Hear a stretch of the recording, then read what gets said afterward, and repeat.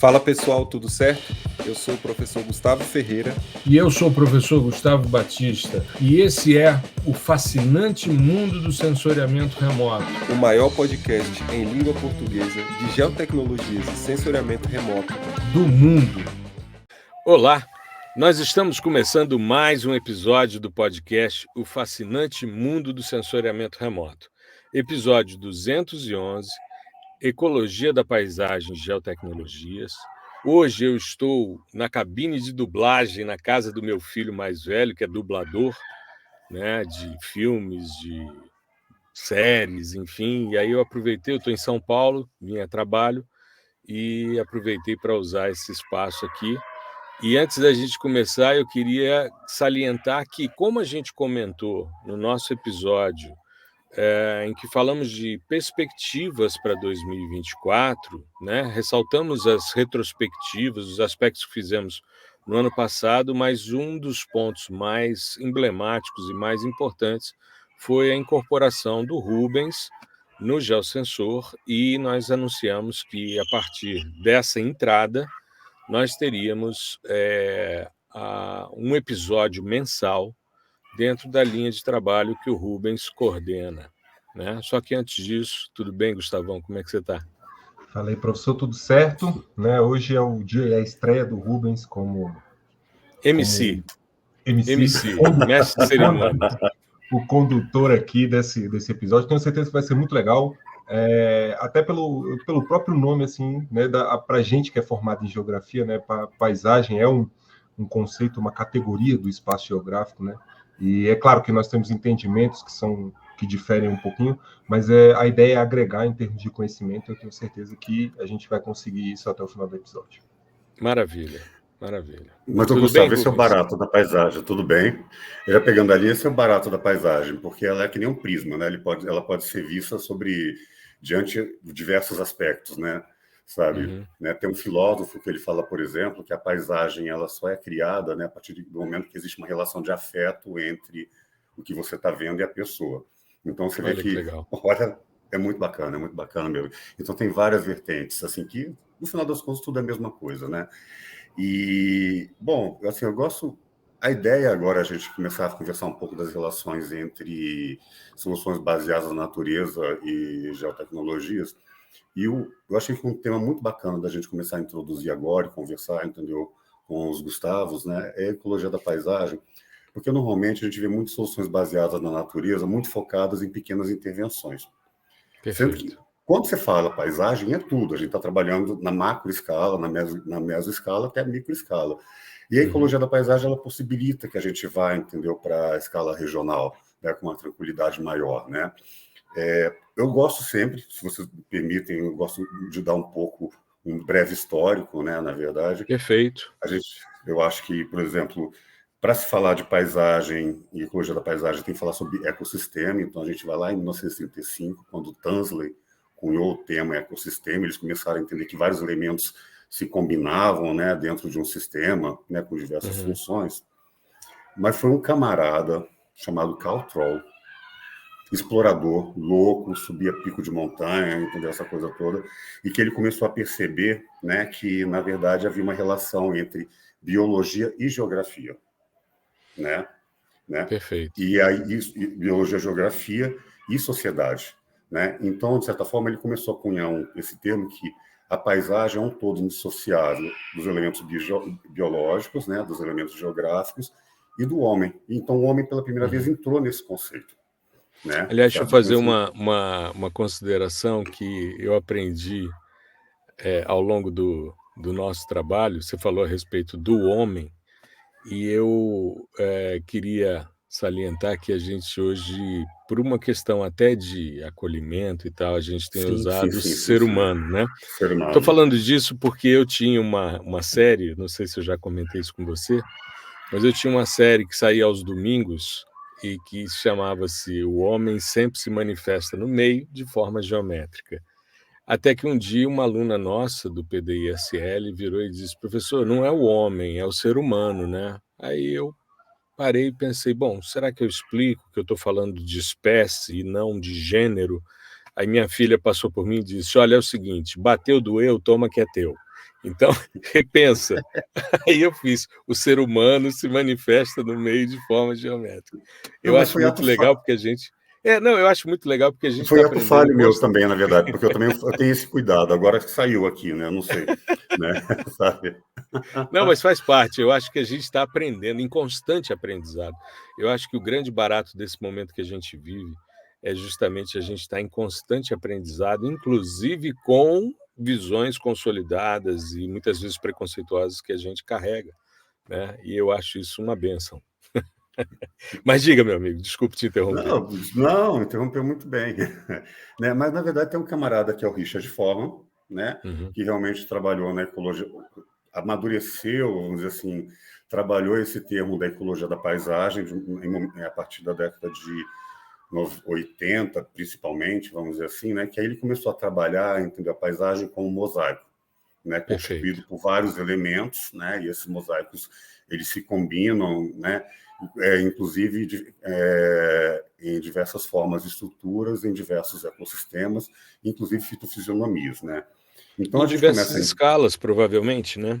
Que aí o lado geográfico vai se aproximando, né, Gustavo? Sim. Então, até quando o Rubens falou da questão ligada mais à escala regional, né? Quando a gente está na graduação e começa a ver esses conceitos de paisagem, não entrando na parte da ecologia, né? A paisagem está muito ligada para nós, enquanto categoria do espaço geográfico, aos sentidos, né? É aquilo que você consegue enxergar, você consegue tocar, né? A paisagem tem cheiro, enfim. Então, beleza cênica, né?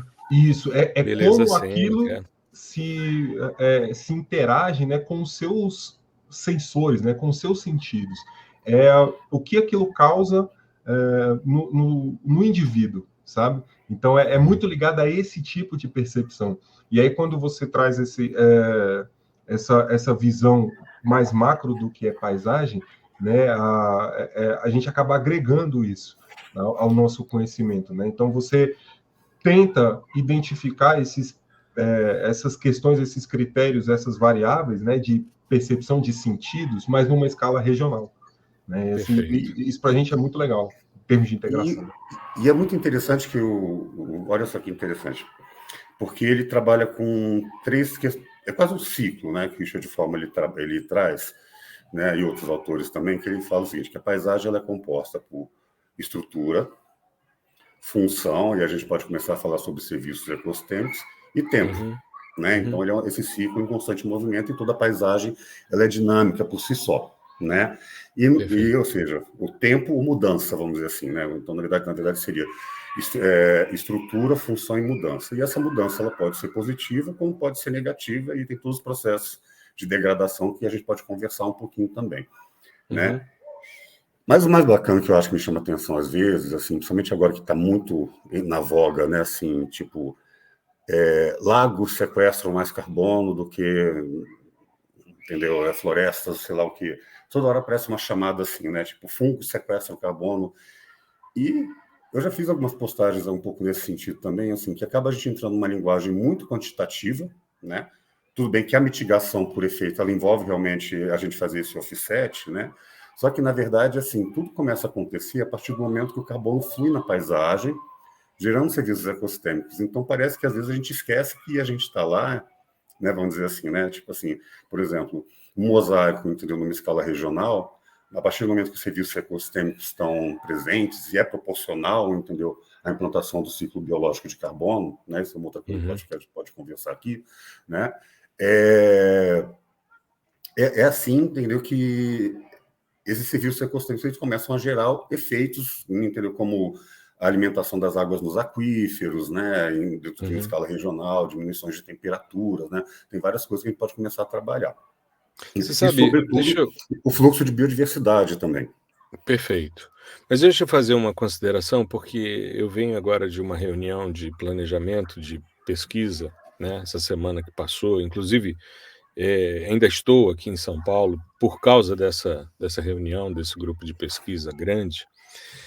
E E essa questão é um aspecto muito, muito interessante. Por quê? Porque a abordagem é uma abordagem. Aliás, eu falei que eu estou numa cabine de dublagem, né? Mas eu queria salientar que esse ruído está vindo do Rubens, porque ele mora em frente a uma praça. Então tem uma criançada brincando, o que faz parte e está tudo certo. É porque eu estou isolado aqui, mas ouvindo e está tudo legal. Mas o que acontece? Quando a gente pensa numa dinâmica metodológica, por que de repente os caras estão falando tanto de sequestro, tanto dessa métrica carbono? A nossa discussão, por exemplo, são os créditos de biodiversidade, e muitos perguntam, mas por que o carbono é proxy de tudo? E a gente precisa de uma métrica para quantificar, e depois a gente precisa qualificar essa métrica usando os diversos componentes ecossistêmicos. Então, por exemplo, você falou a respeito dos lagos. Nós estamos agora fazendo um estudo numa área de 1 milhão de hectares na Amazônia, na região de Barcelos, né? Ao norte de Manaus, Rio Negro, depois de Anavilhanas. É uma área belíssima e que tem as florestas alagáveis. E a estimativa inicial de dióxido de carbono equivalente, que é a métrica usada pelo IPCC no mercado de carbono, né, que o mercado de carbono se apropriou do IPCC nesse sentido, que é você colocar tudo em termos de gases de efeito estufa, em termos equivalentes a CO2, e valorar a partir de. E é interessante porque quando a gente fez o estudo em Presidente Figueiredo, que foi a nossa prova de conceito o ano passado, que o Gustavo participou e que nós conversamos também a respeito, Rubens, nós chegamos a um valor médio de 600 toneladas de CO2, né, equivalente por hectare.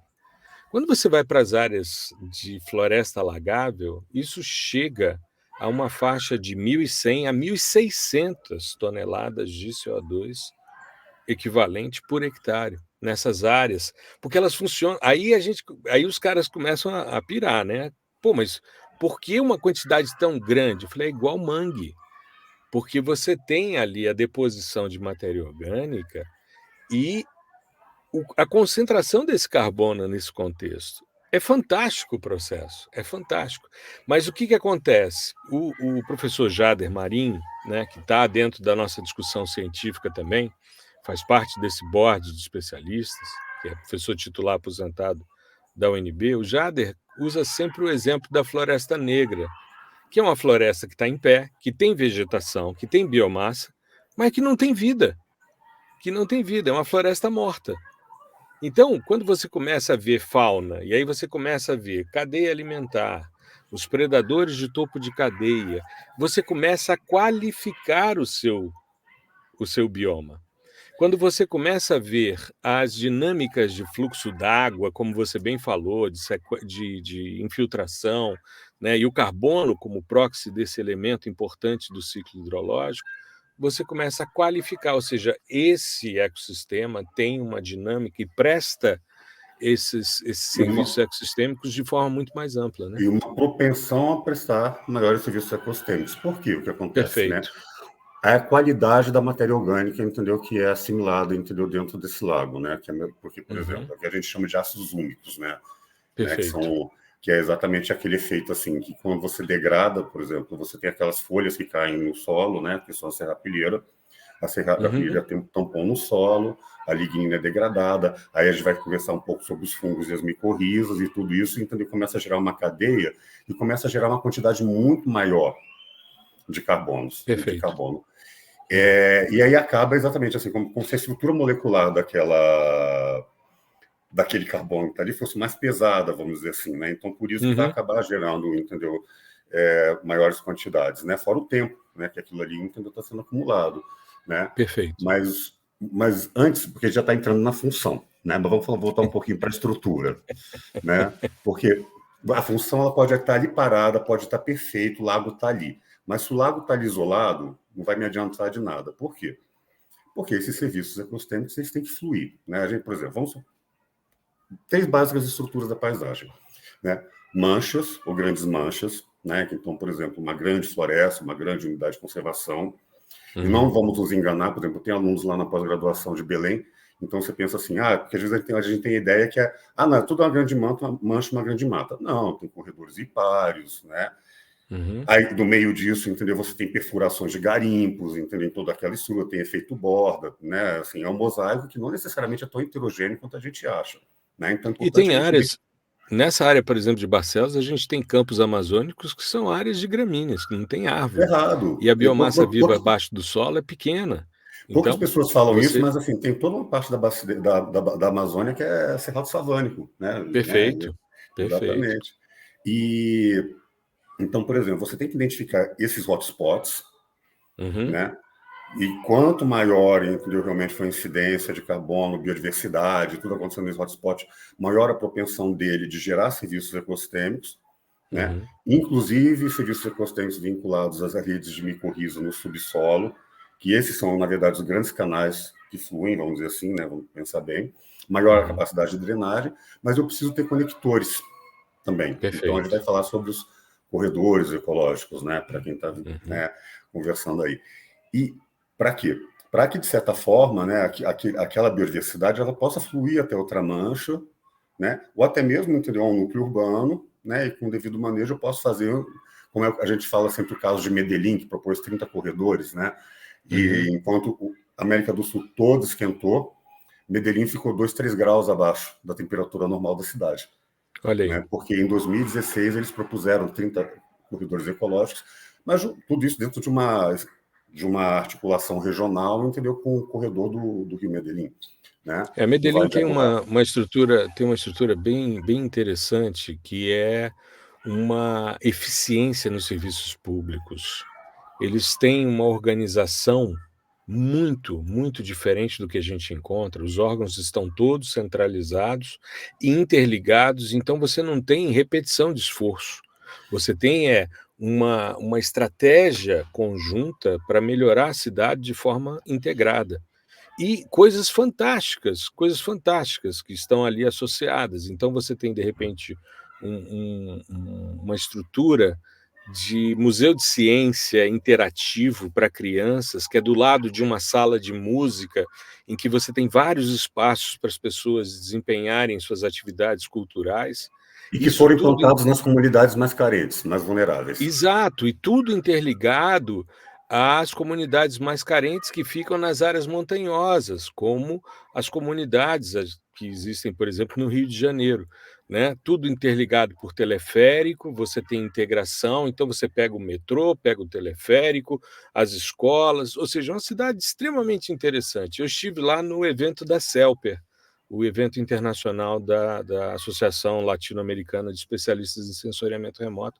Isso antes da pandemia, teve um evento mundial, o internacional, que junta todo mundo da América Latina, e foi em Medellín, e eu tive uma grata surpresa, uma cidade muito encantadora. Sem falar, claro, das obras de arte do Botero, numa praça central maravilhosas. Né? Então, cultura, arte, meio ambiente, qualidade, eficiência em serviços públicos, é um exemplo a ser seguido. Mas, Gustavo, e com relação a essa questão de mapeamento desses corredores, eu queria que você fizesse esse contraponto juntamente com a avaliação da eficácia desses corredores. Isso. Em relação ao sequestro de carbono. Bom, então, dado aí a escala, né, não tem como você fazer isso de forma, né, campanhas de campo e tal, fica meio inviável. Você tem inúmeras metodologias para conseguir estimar esse tipo de coisa via sensoramento remoto. E aí, dentro da caixinha sensoramento remoto, você pode escolher um tipo de dado específico ou abordagens híbridas, que é o que acontece na maioria dos casos, né? Você encontrar, por meio de sensoramento remoto óptico refletido, micro-ondas, uma integração que corresponda ali às estimativas, seja de biomassa ou de carbono equivalente, né? Ali na superfície. Agora, existem, inclusive, né, produtos já prontos para isso, da NASA, Agência Espacial Europeia, que cobrem os datasets, né? Isso, os datasets de biomassa, né, que cobrem todo o globo. Né? Claro, e sobretudo, agora fala um pouquinho sobre... Existem também expectativas sobre o carbono sobre o solo, carbono orgânico, né? Sim, tem a iniciativa do Map Biomas, por exemplo, né? Que oferece isso para o Brasil, é claro, como... De 0 a 30 centímetros, né? Carbono orgânico do solo. Só que ali é uma junção, aí o negócio é mais legal ainda, porque você tem o esquema do sensoriamento remoto, dos dados de sensoriamento remoto, e dados também de dados químicos, né, de solos ali que foram coletados naqueles locais. Então você tem bibliotecas, né, que tratam das características de determinados solos, e aí você incorpora tudo isso no modelo. Então a integração ela faz parte de toda essa cadeia. Né? Então você possível. pode... Eu levantei a mão, Gustavo. Porque é muito interessante. Então é possível, por exemplo, Gustavo, então você ter uma estimativa do carbono orgânico, da matéria orgânica sobre o solo. Perfeito. Sim. Você pode estimar a biomassa viva a partir da literatura e a partir do above ground, né, da biomassa viva acima. Você pode estimar o que está abaixo. E você pode pegar o carbono orgânico decorrente de necromassa, que foi incorporado a partir da serrapilheira, a partir desse dataset, que tem dado bons resultados, principalmente no contexto amazônico. Eu tenho uma ex-orientanda de doutorado que hoje é professora na Universidade Estadual de Feira de Santana, Geórgia, e ela é do grupo do Map Biomas Solos, e ela estava me dizendo, a gente esteve juntos em Manaus no final do ano, no evento da CELPEA, e ela estava me dizendo que apenas no contexto da Caatinga a amostragem ainda não é tão eficiente quanto nos outros biomas, mas nos outros tem dado resultados muito interessantes. E na prova de conceito, na primeira etapa, nós conseguimos uma relação muito boa. Depois deu uma mudada com a segunda amostragem, aí teve um valor um pouco maior, mas mesmo que o nosso dado seja no dataset menor, você tem uma abordagem mais conservadora, o que é muito interessante quando existe tanta discussão sobre greenwashing, principalmente em mercado, quando você trabalha com ativos, né? E hoje existem datasets também, que eu acho que é bem interessante a gente pensar, Rubens, porque você na sua tese, eu posso falar com muita tranquilidade, porque eu fui co-orientador de doutorado do Rubens, né? Me faltou solo, me faltou COS. E oriento o Gustavo hoje. Então, eu fico muito confortável aqui de estar com 2 amigos e 2 orientandos, né, pessoas que fazem parte da minha trajetória acadêmica. O Rubens trabalhou com modelos de CO2 flux para estimar o sequestro e, consequentemente, o fluxo de carbono na atmosfera, e hoje existem datasets, Rubens, específicos de fluxo, que seria muito interessante a gente testar, sabe? Não, porque isso é maravilhoso, mas o que eu só queria chamar a atenção, entrando já um pouquinho na função, a gente pulou trampolins ecológicos, né? Mas assim, dentro da estrutura. Mas rapidinho, gente, trampolins ecológicos são pequenas manchas que estão próximas, que eu faço que, vamos dizer assim, a biodiversidade ela pode pular que nem uma pedrinha no lago. Que muitas vezes eu não tenho capacidades, entendeu?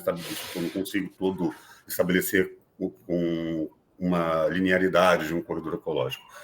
Mas a questão é que boa parte dos serviços ecossistêmicos ocorrem, entendeu, no carbono abaixo do solo, quando a matéria orgânica é assimilada, que cria uma substância que a gente chama de ácidos úmicos, né? Que, cara, vão criar os macroporos que vão ter a drenagem, vão criar os microporos que absorvem a água para os períodos de estiagem. Então você pega ali aquela caatinga, você pensa assim, nossa, como é que essa vegetação está sobrevivendo aqui e tudo? É porque passou o ano inteiro estocando a água na matéria orgânica ali, e aí quando vem a seca, ela está lá com a água dela para que ela possa sobreviver. Sabe? Perfeito. Então, retira as folhas para evitar a evapotranspiração, e aí fica tudo aquela mata seca e armazenando água ali na subsuperfície. Exatamente. Às vezes nas batatas e tal. É muito legal. E quanto mais ácido úmico eu tenho, mais micorrizas eu tenho também, maior a eficácia fotossintética da vegetação. Então, a evapotranspiração vai ser melhor, vai resfriar mais o ambiente, vai manter a umidade, mas tudo isso a gente tem que fazer o quê? com que o carbono entre no solo. E assim, e o nosso modelo de paisagismo, que a gente coloca aquela grama, ou árvore na calçada, né?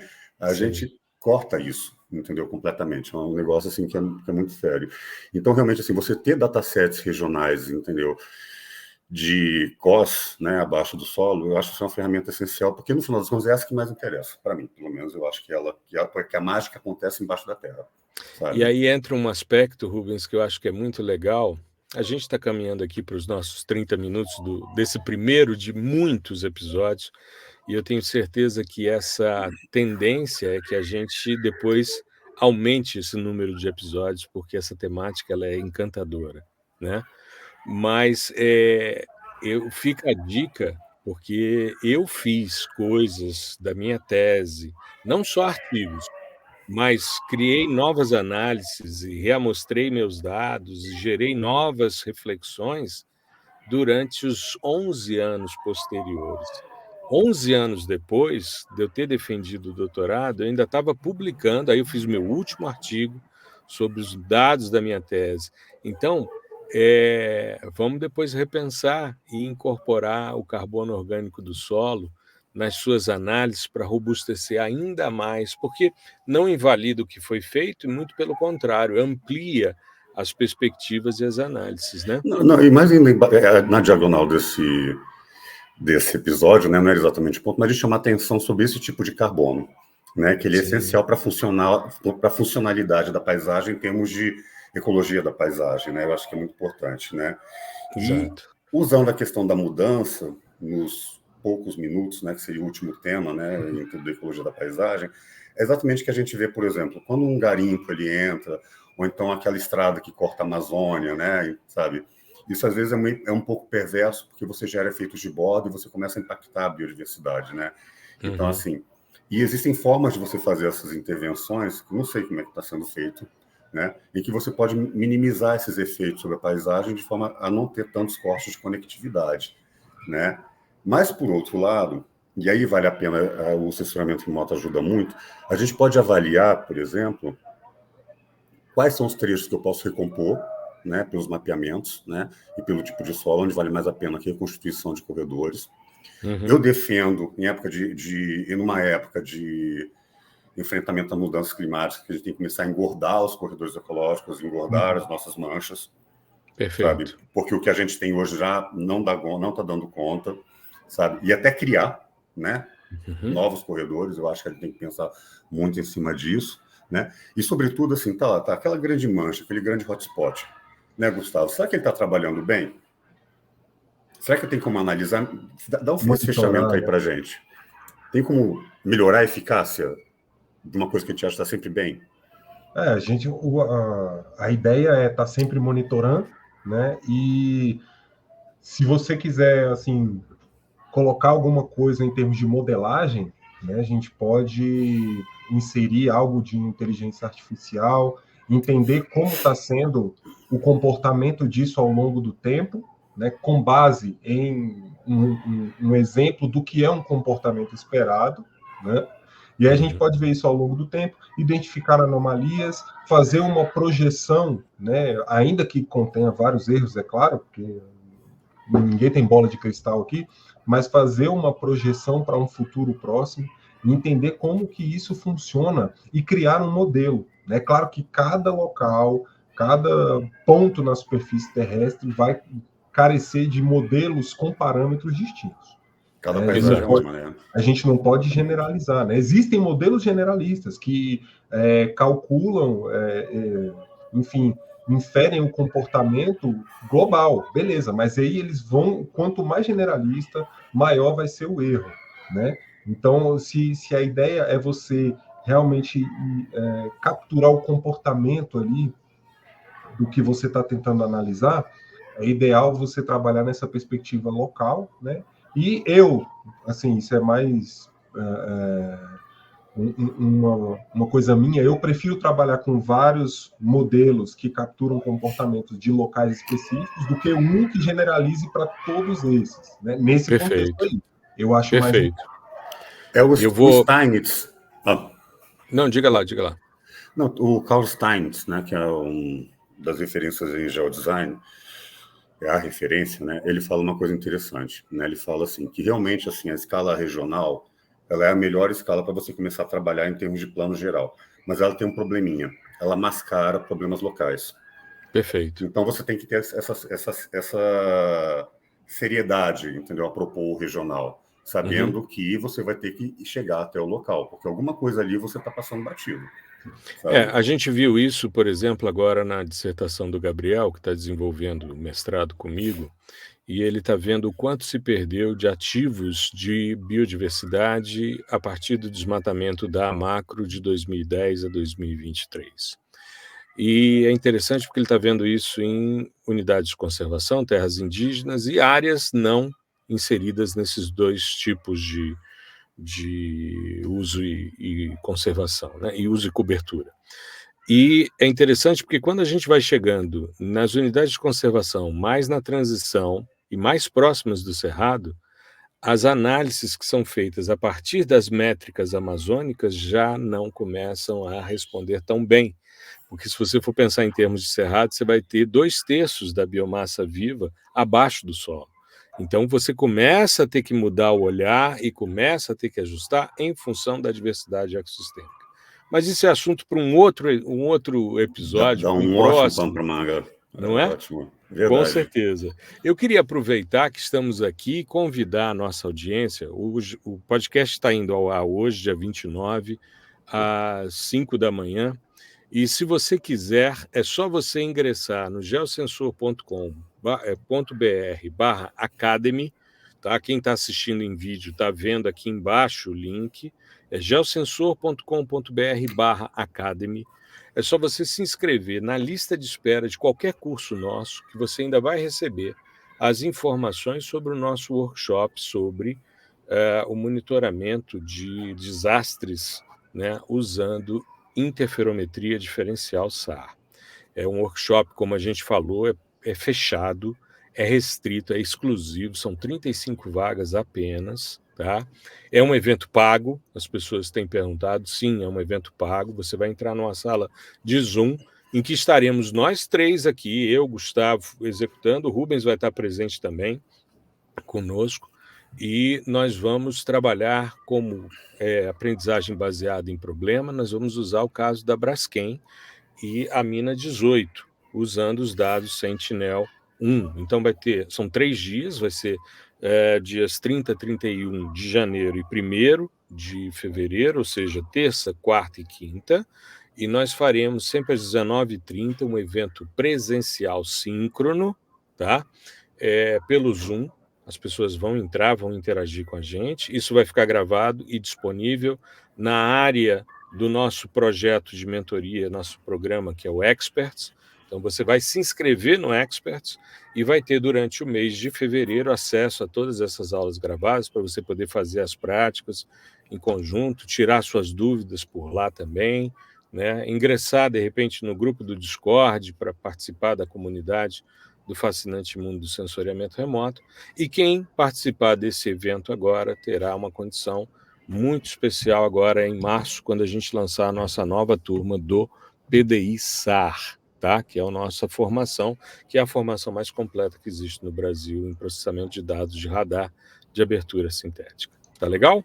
Então, fica a dica, geosensor.com.br/academy, se inscreva nas listas de espera e com isso você terá a condição de receber os e-mails e ainda se inscrever, porque terça-feira a gente começa esse evento, que é o primeiro de uma série de atividades de mentoria que a gente vai fazer dentro do programa Experts, tá?